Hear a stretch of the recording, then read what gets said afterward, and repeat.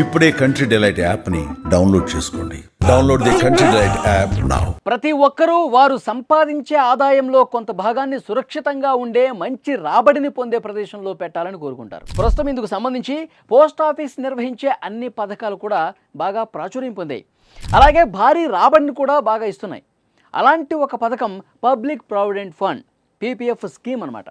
ఇది తక్కువ రిస్క్ పన్ను రహిత పెట్టుబడి రాబడిని కోరుకునే పెట్టుబడిదారుల్లో అత్యంత ప్రజాదరణ పొందినటువంటి స్కీమ్. ఈ పబ్లిక్ ప్రావిడెంట్ ఫండ్ కింద పెట్టుబడిపై 7% కంటే ఎక్కువ వడ్డీని ఇస్తుంటే సాధారణ పెట్టుబడి ద్వారా కూడా భారీగా నిధిని సేకరిస్తారు.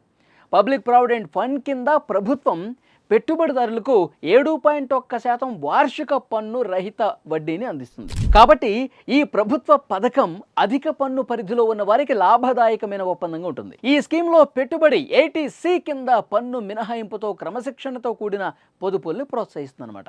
పెట్టుబడిపై అందుకున్న వడ్డీ కూడా పన్ను రహితం. మెచ్యూరిటీపై పొందిన మొత్తం కూడా పన్ను రహితం. ఈ పథకంలో లాకిన్ వ్యవధి 15 ఇయర్స్. భారత ప్రభుత్వమే పోస్ట్ ఆఫీసు పీపీఎఫ్ పథకంలో పెట్టుబడిపై భద్రతకు హామీ ఇస్తుందన్నమాట. ఇందుకోసం కేవలం 500 రూపాయలు పెట్టుబడి పెడితే దీన్ని ఈ స్కీమ్ని స్టార్ట్ చేయొచ్చు అనమాట.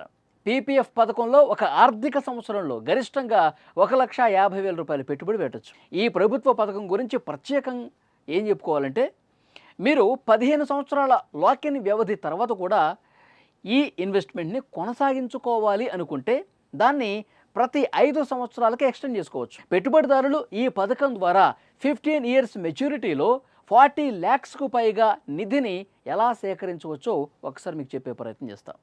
మీరు ప్రతి ఆర్థిక సంవత్సరంలో గరిష్టంగా 1.5 లక్షలు దీనిలో పెట్టుబడి పెట్టారనుకుందాం. దీని ప్రకారం మీరు మీ ఆదాయం నుంచి ప్రతి నెల 12,500 రూపాయలు ఆదా చేసుకోవాలి. ఇలా 15 సంవత్సరాల పాటు ప్రతి సంవత్సరం క్రమం తప్పకుండా చెల్లిస్తే మీ మొత్తం డిపాజిట్ 22,50,000 రూపాయలు అవుతుంది.